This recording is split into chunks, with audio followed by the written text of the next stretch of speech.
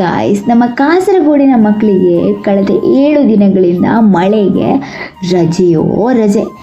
ಇವತ್ತು ಆ ರಜೆಗೆಲ್ಲ ಮುಗಿಸ್ಕೊಂಡು ಮಕ್ಕಳು ಟೀಚರ್ಸು ಎಲ್ಲ ಸ್ಕೂಲ್ಗೆ ಹೋಗ್ತಿದ್ದಾರೆ. ನಾನು ಟೀಚರ್ ಆಗಿರೋದ್ರಿಂದ ಇವತ್ತು ನಾನು ಹೊರಡಲೇಬೇಕು. ತುಳುನಾಡಿನಲ್ಲಿ ಆಟಿ ಸೀಸನ್ ಬಂತಂದ್ರೆ ಪತ್ರೊಡೆ, ತಗದೆ ಸೊಪ್ಪುಗಳದ್ದೇ ಹವ. ಮನೇಲಿ ಅಮ್ಮ ದೊಡ್ಡಮ್ಮ ನನಗೆ ಪತ್ರೊಡೆ ಮಾಡಿಕೊಟ್ಟಿದ್ರು. ನಾನೇ ಸ್ವತಃ ನನ್ನ ಕೈಯಾರೆ ಪತ್ರೊಡೆ ಮಾಡಿರೋದು ಇದೇ ಫಸ್ಟ್. ಪತ್ರೊಡೆ ಫ್ಲಾಪ್ ಆಗುತ್ತೋ ಸರಿ ಆಗುತ್ತೋ ನನಗೆ ಗೊತ್ತಿರಲಿಲ್ಲ. ನನಗೆ ಹೇಗೆ ಬರುತ್ತೋ ಹಾಗೆ ಪತ್ರೊಡೆನ ಮಾಡ್ತಾ ಹೋದೆ. ರುಚಿ ರುಚಿಯಾಗಿರೋ ಅಡುಗೆಗಳನ್ನು ತಿನ್ನೋದೆಷ್ಟೋ ಸುಲಭನೋ ಅದನ್ನು ಮಾಡೋದು ಅಷ್ಟೇ ಕಷ್ಟ ಅನ್ನೋದು ನನಗಿವತ್ತು ಗೊತ್ತಾಯಿತು. ಹಾಗೂ ಹೀಗೋ ಕೊನೆಗೂ ಪತ್ರೊಡೆ ರೆಡಿ ಆಯಿತು.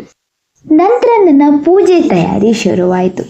ಪೂಜೆ ಮಾಡೋಕ್ಕಂತ ಹೂಗಳನ್ನೆಲ್ಲ ಕೊಯ್ದೆ. ಕರವೀರ, ಗುಲಾಬಿ ಅಂತ ಹೇಳಿ ನಾನಾ ಥರದ ಹೂಗಳು ನಮ್ಮ ತೋಟದಲ್ಲಿದೆ. ಆದರೆ ಇವಾಗ ಹೂ ಸ್ವಲ್ಪ ಕಡಿಮೆ.